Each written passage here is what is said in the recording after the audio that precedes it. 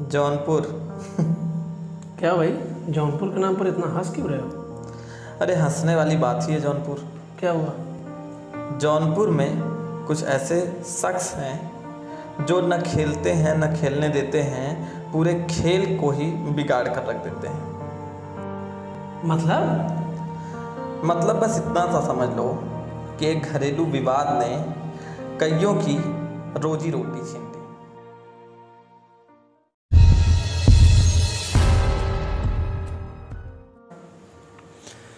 ऐसा कैसा घरेलू विवाद था जो सैकड़ों लोगों की रोजी रोटी छीन लिया? यहाँ घरेलू विवाद का मतलब किसी घर का विवाद नहीं था, बल्कि एक संस्था जो परिवार रूप से सालों साल से चली आ रही थी, यह कुछ उनके बीच हुआ विवाद था। कहानी बड़ी दिलचस्प लग रही है यार, पूरी कहानी बताओ। बिल्कुल, पूरी कहानी बताते हैं। कुछ साल पहले जौनपुर में एक राजा हुए जिन्होंने शिक्षा को लेकर अपना सबसे बेहतरीन योगदान दिया, जिन्होंने एक परिवार का गठन किया। उन संस्था का नाम कुछ अपने नाम से ही मिलते जुलते रखा। धीरे धीरे लोग उससे जुड़ते गए, संस्था बड़ी होती गई। शिक्षा को लेकर संस्था जिले में सबसे ऊपर देखी जाने लगी। सीधे शब्दों में ये कहें कि उस समय चलने वाले विश्वविद्यालय का संचालन भी वही संस्था की थी। धीरे धीरे संस्था आगे बढ़ती गई, पदाधिकारी उसके बदलते गए, कभी कोई और तो कभी कोई और, इस तरीके से काम होता रहा। लेकिन एक समय ऐसा आया जब प्रबंधन को लेकर ही उस परिवार में एक विवाद ने जन्म ले लिया। गार्जियन के मरने के बाद कहते हैं कि परिवार के बिखरने के चांसेस ज़्यादा हो जाते हैं। कुछ यही चीज़ देखने को मिली उस संस्थान में। उस परिवार में एक विद्रोह का शुभारंभ हो चुका था। वहाँ से दो भाई एक दूसरे पर रोप और प्रत्यारोप लगाना शुरू कर चुके थे कि यह गलत है, तो दूसरा कहता था कि यह गलत है। भाई, सगे भाइयों की कहानी है? नहीं, सगे भाई ना कहो, क्योंकि ये परिवारवाद की बातें हैं, यानी संस्था के परिवारवाद की। तो इसके दो पदाधिकारी जो कहीं ना कहीं एक दूसरे के भाई रूप में ही देखे जा सकते थे, इनमें विवाद शुरू हुआ और धीरे धीरे इन दोनों भाइयों ने एक दूसरे के लिए अपने दिल में जलन और रोष की भावनाएं रखनी शुरू कर दी। कहते भी हैं कि जब दुश्मनी शुरू होती है तो तमाम हथकंडे, तमाम प्यादे मिलना शुरू हो जाते हैं, जिससे एक दूसरे पर प्रहार किया जा सके। इस कहानी में कुछ प्यादों का बड़ा जिक्र है। एक ऐसा शख्स जो प्यादा रूपी इस कहानी में अपने आप को इस्तेमाल करता आया। सर्वप्रथम इस मामले को लेकर उसने दोनों प्रबंधन के बीच समझौता बैठाने के बजाय अपने हित के लिए कुछ चीज़ों की डिमांड शुरू की। ये कहानी यानी जो वहाँ के लोगों ने बताना शुरू किया, उसके अनुसार पहले उसने उस संस्था में पद की डिमांड की। सदस्यता पाने के बाद धीरे धीरे उसे लालच और बढ़ती गई। सदस्यता के बाद उस पद में उन्होंने वहाँ का एक कर्मचारी बनना चाहा, जो कि प्रबंधन ने मना कर दिया। इस मना करने के बाद से उस शख्स के अंदर इन लोगों के प्रति और भी रोष की भावनाएं उत्पन्न होने लगी। वो दूसरे भाई से हाथ मिलाने के बाद इस प्रबंधन सिस्टम पे लगातार आरोप प्रत्यारोप लगाना शुरू कर दिया था। कोर्ट का मुंह न देखने वाली संस्था अब कोर्ट के दरवाजे पर ही बैठे दिखने लगी थी। कभी वहाँ पर किसी शिक्षा संस्थान में व्यापार को लेकर कोई विवाद खड़ा हुआ, तो कभी कर्मचारियों के नियुक्ति को लेकर बातें बढ़ना शुरू हुई। उस शख्स ने, जिसे इस संस्था ने सदस्यता तो दे दिया था, लेकिन उसके मन मुताबिक पद नहीं दिया था, जिसके बाद उसने सर्वप्रथम इस संस्था को कोर्ट में ले जाकर खड़ा कर दिया। प्रबंधन का विवाद झेल रही ये संस्था अंदर अंदर कमज़ोर तो हो ही चुकी थी, अब कोर्ट में ही जाकर ये पूरी तरीके से ध्वस्त नजर आने लगी थी। शख्स ने सबसे बड़ा आरोप लगाया संस्था पे कि ये एक शैक्षणिक संस्थान होने के बाद भी व्यापारी और व्यवसायीकरण को सबसे ज़्यादा बढ़ावा दे रही है। सच्चाई भी यह थी कि इस संस्था ने कुछ नियमों के विरुद्ध जाकर काम शुरू कर दिया था। संस्था का उद्देश्य शिक्षा को बढ़ावा देने वाला कहीं बदलकर व्यापार को बढ़ावा देते हुए नजर आने लगा था। विद्यालय जो शिक्षा का जगह था वो हर तरफ बाउंड्री वाल को तोड़ कर दुकानों का रूप लेता हुआ दिखता नजर आया था। इस शख्स ने वहाँ की कुछ दुकानों का डिमांड किया। लोगों के बताने के अनुसार इसने वहाँ पर लगभग 5 दुकानों की डिमांड की। जब प्रबंधन ने इस चीज़ को भी निरस्त कर दिया तो ये इस चीज़ से भी खफा होकर हाईकोर्ट में पैरवी और तेज़ी से बढ़ा दी। इस शख्स को प्रबंधन ने रोकने और मनाने के तौर पर इसे 2 दुकानें गिफ्ट के तौर पर दे दी थी कि यह दो दुकानों का संचालन कर अपना व्यवसाय रोजी रोटी जारी रखे। लेकिन इस शख्स को कुछ ज़्यादा की चाह थी। ये लगातार शिक्षा संस्थान पर उंगलियां उठाते जा रहा था। शिक्षा संस्थान अपने कामों के अवरुद्ध था, यानी कि जहां शिक्षा की जगह होनी चाहिए वहां व्यापार का जगह देकर शिक्षा संस्थान उस राजा के चेहरे पर धब्बा लगा ही चुका था जिस राजा ने इसका नींव सिर्फ शिक्षा को लेकर रखा था। इस बहती गंगा में उस शख्स ने भी हाथ धोए। 2 दुकानें पाने के बाद पहले उसने बिजनेस अपना जमाने का काम किया, लेकिन ईश्वर को कुछ और मंजूर था। बिजनेस लोग बताते हैं कि बहुत अच्छा नहीं चला, जिसके बाद उस शख्स की निगाह सिर्फ और सिर्फ इस संस्था का चेहरा धूमिल करने में ही लग गई। प्रबंधन गलती कर चुका था और वो भी एक ही प्रबंधन नहीं, उससे पहले के भी जो प्रबंधन करता थे, जो प्रबंधक थे, उन्होंने ही व्यवसायीकरण की शुरुआत की थी। इस शख्स को पता था कि शैक्षणिक संस्थानों में व्यवसाय नहीं होना चाहिए। इस चीज़ का फ़ायदा उठाते हुए इस शख्स ने इस पूरी संस्था का, जहाँ से हजारों सैकड़ों छात्रों का एक स्वाभिमान जुड़ा था, शिक्षण संस्थान सारे नियमों का पालन करते हुए जा रहा था। अपनी हर गलती को मानते हुए उस पर जो भी आदेश, जो भी आज्ञा होता था माननीय न्यायालय का, वह उसका पालन करते जा रहा था। लेकिन इस शख्स को इसकी हरकतें, इनकी कार्रवाइयाँ ये बता रही थी कि जैसे इनमें कोई द्वेष की भावना हो। शैक्षणिक संस्थानों में व्यवसाय बंद हो, सिर्फ इनका यही मकसद न रहा हो। छात्रों के स्वाभिमान को, यानी कि ऐसे शिक्षण संस्थान जहाँ से हजारों सैकड़ों छात्र हर वर्ष उत्तीर्ण होकर निकलते थे, वो शख्स भी अपने शिक्षण संस्थानों पर अब हे की भावना से देखना शुरू कर चुके थे। धीरे धीरे शिक्षण संस्थान की गरिमा पर भी इसका बुरा प्रभाव पड़ना शुरू हो गया था। इस शख्स के पीछे की बस इतनी सी कहानी थी कि यदि इस शख्स की इच्छा पूरी हो जाती तो शायद यह ऐसा कोई कृत्य ना करता। अभी तक की कहानी जो मैंने सुनी उसमें वो शख्स तो मुझे सही लगा, इसमें उसका निजी हित कहाँ से है? बिल्कुल, सवाल भी तुम्हारा जायज़ है दोस्त। निजी हित इस प्रकार से है कि जब उस शख्स को यह चीज़ पता थी कि उस विद्यालय, उस शिक्षण संस्थान के आसपास के विद्यालयों की जो दुकानें हैं वो कुछ इस प्रकार थीं कि जो विद्यालयों में न होनी चाहिए, या यूँ कहें कि जिस विद्यालय पर इन्होंने व्यवसायीकरण का आरोप लगाते हुए केस किया, ठीक उसी के बगल में एक और विद्यालय था जो व्यवसाय के नाम पर अपने प्रांगण में मदिरा तक की दुकानें चला रहा था। इस शख्स की निगाह उस पर नहीं पड़ी, या ये कह सकें कि इस शख्स का वहाँ कोई फ़ायदा नहीं था, जिसके नाते इन्होंने उस पर कोई कार्रवाई नहीं की। ओह, ऐसी कहानी, अभी समझ में आया। मतलब इस व्यक्ति को सिर्फ उस संस्था से लेना देना था, इसलिए उसने इसी संस्था पर निशाना बनाया। बिल्कुल सही समझा आपने। इस शख्स ने सिर्फ अपने निजी कार्यों के लिए, या ये कहें कि सिर्फ अपने स्वार्थ के लिए सरकारी नियमों का पालन करवाना शुरू करवाया, जबकि यह शख्स अगर एक समाज सेवी होता या इसे समाज का भला करना होता तो पास के ही विद्यालयों में जो मदिरा पान की दुकानें चल रही थी उन्हें बंद करवाता।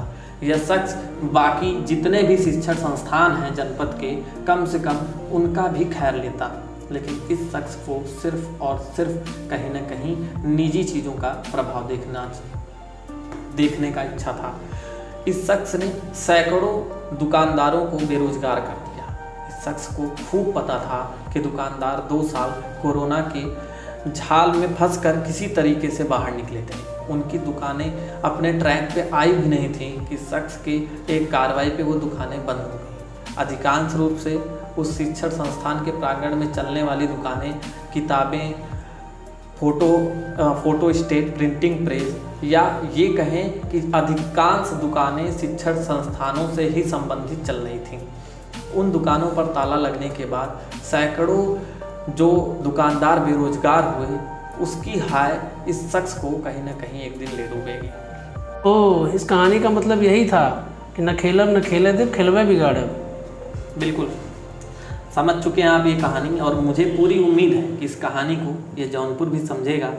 इस निजी फ़ायदे को लेकर सैकड़ों को बेरोजगार करना ये कहाँ का उचित फैसला था, और साथ ही साथ अगर यह व्यक्ति सही हैं और इन्होंने सही चीज़ के लिए आवाज़ उठाई, तो आसपास के विद्यालयों पर हो रहे गलत कामों पर इनकी निगरानी आखिर क्यों नहीं। और अंतिम शब्द यही कहकर इस कहानी को अंत किया जाएगा कि जब यह शख्स सही थे, न्यायप्रिय थे, न्यायालय को मानते थे और एक ईमानदार और बिना स्वार्थ के कार्यरत थे, इस कामों को अंजाम दे रहे थे, तो आखिर उन दुकानदारों के बारे में भी कुछ सोचना चाहिए था और उन्हें कम से कम 6 महीने तक का समय जरूर दिलवा देना चाहिए था। मैं था राणा सिंह और मेरे सहयोगी थे शिवम उपाध्याय हरिया। फिर मिलेंगे किसी और कहानी के साथ, तब तक के लिए धन्यवाद।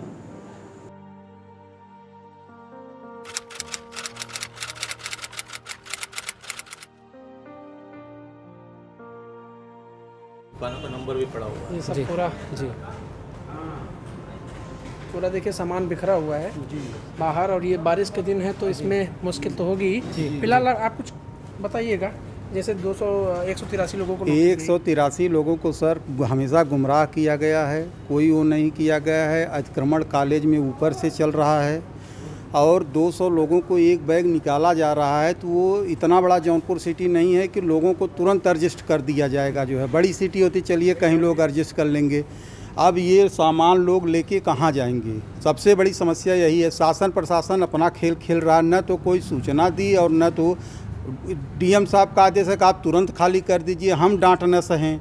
प्रशासन हम लोगों को ये कह रहा है कि नहीं हम भाई उनको डीएम साहब सूचना दे दिए हैं, बंद करा दिए हैं। कॉलेज प्रशासन से आपने पूछा कुछ इसके विषय हम में? अब सामने आ ही नहीं रहा है तो पूछें किससे। और ये जो छत निर्माण की बात हो रही है कि छत और दीवार दे दिया गया था, उसके बाद शटर? उसके बाद तो सारा चीज़ जो है सभी लोग कराए हैं, जिनको अलॉट किया गया है वो अपना शटर लगवाए हैं, वो करवाए, वायरिंग करवाए हैं, अपना फर्नीचर लगवाए हैं और ये जो है पेंटिंग का काम करवाए हैं। बस खाली छतें दिया गया है कॉलेज से जो है, और बाकी कुछ नहीं दिया गया है यहाँ पे। तो उसके मुआवजे की बात हो रही है कि नहीं? नहीं, मुआवजे की बात तो पहले तो हमें एडजस्ट करने की बात किया जाए, उसके मुआवजा तो बाद की बात होगी जब फाइनल ये लोग करेंगे।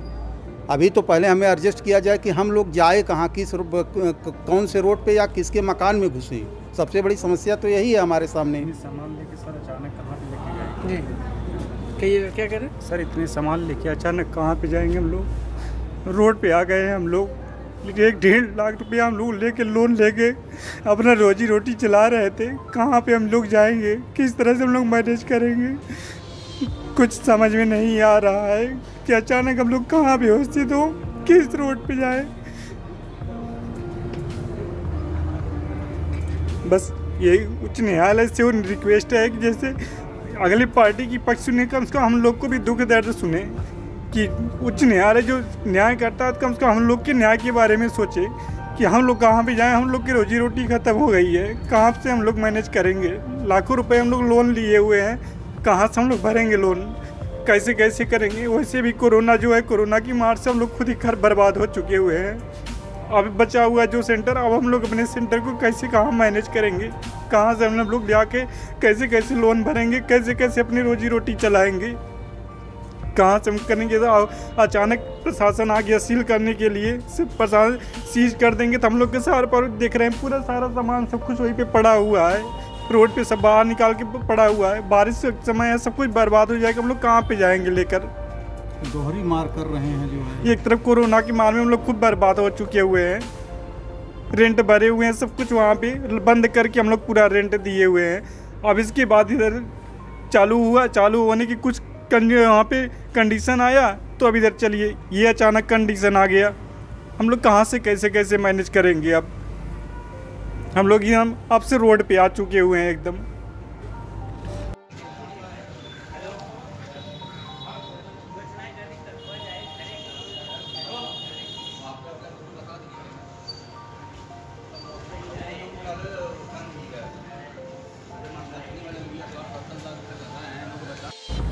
जी, अब बताइएगा कि पहले पूर्व सूचना आपको मिली थी? कोई सूचना नहीं सर, कोई नोटिस नहीं हम लोग को जो है, कोई सूचना नहीं मिली है, कोई नोटिस कॉलेज वालों ने नहीं दिया। और कल के डेट में जो है पूरा प्रशासन आया साथ में, उसमें जो है सिटी मजिस्ट्रेट और आपके जो और भी अधिकारी साथ में आए थे। हम लोग को कोई बिना आदेश दिए जो है डायरेक्ट जो है वो लोग सीज करना शुरू कर दिए।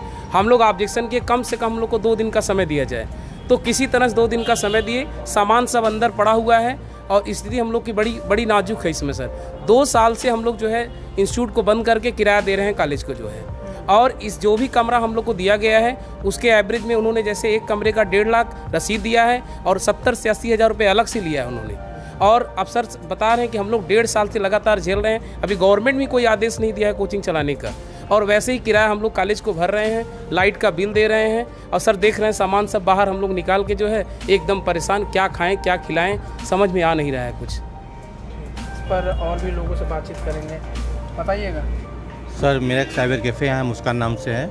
लगभग हम लोग ने 10 लाख रुपए मेरे इन्वेस्टमेंट मैंने उसमें किया है, जो मैंने मार्केट से ब्याज पे लेके किया था। आज स्थिति ये आ गई कि हम लोग एकदम रोड पे आ गए हैं। हम लोग ब्याज कहाँ से दें, कहाँ से घर परिवार चलाएं, हम लोग के सामने सब बेकार हो गया है सर जी। अब हम लोग रोड पे आ चुके हैं, प्रशासन ने न हमें कोई नोटिस दिया है न कुछ दिया है। अब ये कंडीशन आ गई, हम लोग जाएँ तो कहाँ जाएँ। कॉलेज प्रशासन से आपने इस विषय में कुछ पूछा? सर कहा गया था, उन्होंने कहा कि नोटिस दिया गया, पर हमारे पास कोई नोटिस नहीं है। हमारे पास से किसी भी दुकानदार के पास कॉलेज को नोटिस गई होगी, पर कॉलेज ने हमको कोई नोटिस नहीं दिया अभी तक। भाई नोटिस मिलता तो हमें समय मिलता। अब हम लोग 2 साल से किराया दे रहे हैं मकान मालिक को, मकान मालिक किराया ले रहा है, लेकिन हमारे बारे में कोई सोच नहीं रहा है परिवार के बारे में। हम लोग जाए तो कहाँ जाए ये बताया हमें पहले रास्ता। कोर्ट की तरफ से सर हम लोग को कोई आदेश नहीं मिला है, कोई सूचना नहीं मिली है, केवल डायरेक्ट वो लोग कल आए हैं। कोर्ट तो भैया देगा कॉलेज प्रशासन? नहीं सर, कॉलेज को उन्होंने दिया होगा, हमको हम लोग को कुछ प्रशासन ने आपको कोई नहीं सर, कोई नोटिस। अगर कोई नोटिस दिया होता तो हम लोग कोर्ट की बात तो मानते ही। कोर्ट क्या कोई नोटिस नहीं सर, न लिखित जो है नोटिस मिला हुआ है, न मौखिक नोटिस मिला हुआ है। कोई कॉलेज का कोई भी कर्मचारी ये भी नहीं कहने आया कि नहीं ये दुकान खाली अब करना है, तुम लोगों को छोड़ना है, कुछ भी नहीं। अभी अचानक आके ताला मार रहे हैं सर। कम से कम लाख से 1.5 लाख रुपए जो है अंदर मशीन पड़ा हुआ है। अगर सर जो है सीज हो जाएगा तो फिर हम लोग कहाँ पे जाएंगे? आपकी कॉलेज प्रशासन ने 1.5 लाख रुपए ले करके हम लोगों को दुकान दिया था। हमारा स्टूडियो है अंकुर स्टूडियो करके। अब अगर कॉलेज प्रशासन ने न लिखित न मौखिक कोई सूचना नहीं दिया और अचानक आकर के प्रशासन दुकानों को सील कर रहा है। बहुत निवेदन करने पे हम लोगों को 1 दिन का 24 घंटे का समय दिया गया। 24 घंटे में हम लोग कैसे क्या करें कुछ नहीं समझ में आ रहा है। दूसरा चीज़, कॉलेज प्रशासन ने जो हम लोगों से पैसा लिया हुआ है और निर्माण कार्य भी कॉलेज प्रशासन ने पूरा नहीं कराया, उसने छत ढाल के दे दिया। बाकी का निर्माण कार्य, शटर लगवाना, प्लास्टर करवाना, पेंट करवाना, वायरिंग करवाना, सब कुछ हम लोगों ने अपने पैसे से किया है। उन पैसों का क्या होगा? और हम लोग सामान लेकर के कहाँ जाएं? अब हम लोग कहाँ पे सांप ढूंढें, कहाँ से रोजी रोटी चलाएं, कैसे क्या करें, कुछ समझ में नहीं आ रहा है। कहीं पे सर 2-2.5 लाख रुपए का फर्नीचर है, अगर कहीं पे भी जाएंगे तो हमें डिपॉजिट के लिए अभी हमारा जो है सामान रखने का भी जगह नहीं है। अभी बारिश का दिन है, अगर बाहर भी निकाल के अगर हम लोग सामान रख दे रहे हैं तो सर वो जो है ख़राब हो जाएगा। टोटल फर्नीचर हमारा ख़राब हो जाएगा। और सर कहीं पे भी जा रहे हैं रूम के लिए तो पहली बात सर डिपॉजिट से कम 1 महीने का समय हम लोगों को चाहिए, कि ताकि हम लोग जो है कम से कम नोटिस मिले और 1 महीने का कम से कम समय मिले कि हम लोग कहीं पे रूम लेके कहीं पे शिफ्ट कर सके। अभी हम 2-2.5 लाख रुपए का सामान लेके कहाँ पे जाएं सर? और टोटल बारिश का दिन है, अभी हम कहीं पे भी अगर रख देंगे तो हमारा ख़राब हो जाएगा। और सर इसके लिए जो है और कोर्ट सर दोनों पक्ष का जो है मतलब स्कूल वाले नहीं गए ना स्कूल वाले हम लोगों को कुछ बताएं, तो इसलिए नॉलेज में नहीं था, नहीं तो हम लोग भी जो है कहीं ना कहीं अरेंजमेंट करते। तो सर यही गुजारिश है कि आप लोग जो है मतलब हम लोगों को न्याय दिलाइए, कम से कम 1 महीने का समय दे दें कि हम कहीं ना कहीं पे अपना व्यवस्था कर लें। 1 महीने के बाद हम लोग बंद कर देंगे दुकान।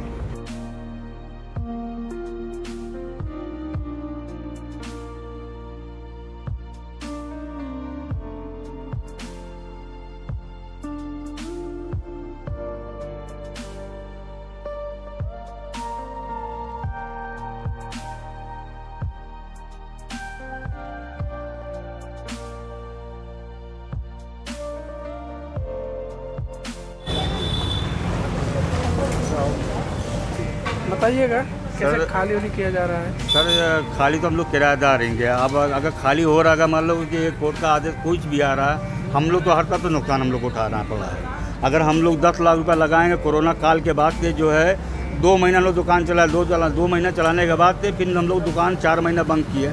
हमारे मालिक ने किराया नहीं लिया। उसके बाद फिर कोरोना काल में ये मतलब एक स्विमिंग पूल लग रहा है, ये गड्ढा खोदा, उसमें हम लोग परेशान हो गए, हम लोग कमा नहीं पाए। और उसके बाद अब ये चल रही है, क्या नाम है, कोर्ट के आदेश हम लोग इतना परेशान हो गए, टूट गएंगे। कोई नोटिस वगैरह आया था? हमारे पास कोई नोटिस नहीं आया था। हम लोग को खाली इतना कहा कि एक हफ्ते 8 दिन खाती दुकान बंद कर दी, 8 दिन के बाद फिर आप लोग को खोलना ही। बस हमको यही मालूम, हम अपने घर पे बैठे नाश्ता कर रहे तो ये देखा कि दुकान के ऊपर सड़क देकर नोटिस लगा गया। तो हम अपना बैनर देखे तो मेरी दुकान, मैं वहाँ से भाग के आया तो यहाँ सील जो है लगा दिया गया था, मगर हमको चाबी दिया गया कि सामान अपना निकाल लीजिए। मगर निकाल तो लेंगे, अगर मान लो कोई फैसला अगर आ रहेगा कॉलेज की तरफ से, अगर कोई फैसला आ गया मतलब उनकी अगली पार्टी की तरफ से अगर फैसला आ गया उनको देना होगा तो हमारा लोग का मुआवजा कैसे मिलेगा? हम लोग का 10 लाख रुपये लगा कैसे निकलेगा? अब हम लोग जाएंगे कहाँ? अभी एसी का पैसा हम फाइनेंस जो करवा के कल जो परसों जो है फाइनेंस दे के आएंगे। अब हमारा कुल ख़त्म हो गया है। अब हम कहाँ से कमाएंगे, कहाँ से अपना परिवार चलाएंगे? अब कहाँ से हम ये जो लोन लिए हैं लोन भरें कि फाइनेंस भरें, एसी का फाइनल भरें? अब ये घर का खर्चा हमारा कैसे चलेगा हम नहीं जानते हैं। इसका फैसला कौन करेगा? हम लोग तो किराएदार हैं।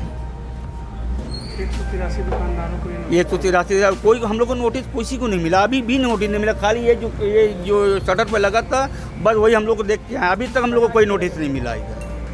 बताए हम लोग गरीब आदमी कहाँ जाएंगे? लोन मतलब इधर उधर लेके सब लगा दिया था पूंजी। लॉकडाउन से मतलब 1.5 साल से मतलब हम लोग खाली खोलो बंद करो, खोलो बंद करो।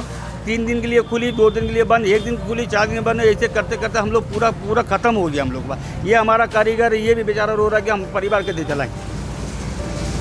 अभी सोच लीजिए, अब बताइए हम लोग क्या करें? और कितने दुकानदार या कोई और है?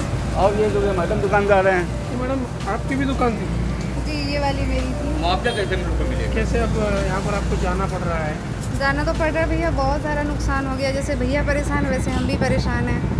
अकेले कमाने वाले हैं, 2 बच्चे हैं मेरे पास, हस्बैंड भी कुछ नहीं करते हैं। इसमें कम से कम 10 लाख रुपए यहाँ पे लगाया था हमने। सारा सामान उठा के ले जा रहे हैं। ये दुकान बंद हो रही है, इसके लिए कोई नोटिस वगैरह कुछ? कोई नोटिस नहीं मिली थी हम लोगों को। बस एकाएक कहा गया कि कल से दुकान जो है खुलनी नहीं चाहिए बस। और हम लोग खाली कर रहे हैं। इसके लिए हम लोगों को हर्जाना मिलना चाहिए।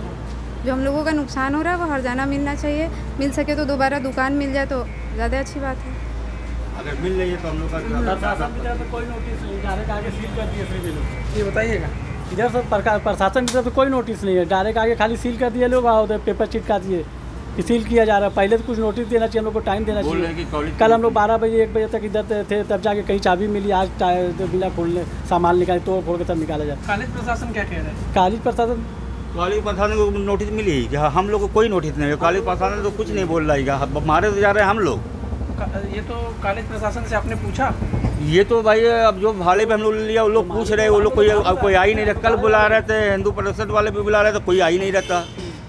अब भाई हम लोग तो गरीब आदमी हैं, हम लोग का कहाँ जाएगा? वाले आदमी अपना सामान निकाल ले तोड़ फोड़ के क्या करें? कहीं देखेंगे रोजी रोटी फिर दूसरी जगह। अभी इसका कब फैसला होगा, कब नहीं होगा, कुछ मालूम नहीं। कितना चलेगा, कहाँ तक चलेगा, हम लोग को क्या जानकारी है? कब तक चलेगा, हम लोग क्या करेंगे, हमें समझ नहीं आ रहा। अपने गहने बेच के दुकान खड़े करे जी, अपने गहने बेच के दुकान खड़े करे। मैंने सारे गहने बेच के यहाँ पे मैंने दुकान खड़ा करा है। एसी जो है हम भैया का हमारा दोनों का एक साथ लगा है। 5000 रुपया उसका आता है हर महीने का। एक चेक बाउंस हो चुका है, दूसरा फिर बाउंस होगा। कहाँ से भरेंगे कुछ नहीं ठिकाना है। खाएंगे कहाँ से आगे, अभी उसका कोई ठिकाना नहीं। दुकान आगे मिल रहा है 35,000 50,000 रुपये मंथली का दुकान मिल रहा है। 5 लाख 10 लाख रुपये जो है पकड़ी मांग रहे हैं। कहाँ से करेंगे हम लोग? और कोई घर में कमाने वाला, हमारे घर में तो खासकर कोई कमाने वाला नहीं, एक मैं ही कमाने वाली थी। 2 बच्चे हैं, घर है, हम लोग हैं। घर पे बिजली का बिल देना है, किराया देना है, यहाँ पे किराया देना था, सब कुछ करना था। दुनिया भर के महीनों का कम से कम 50,000 का खर्चा था। कहाँ से उठाएंगे हम लोग, कैसे करेंगे? रोजी रोटी की समस्या आप लोग? बिल्कुल है, बहुत बड़ी समस्या। हम लोग दुकान ढूंढ रहे हैं, 50,000 किराया कहाँ से देंगे बताइए?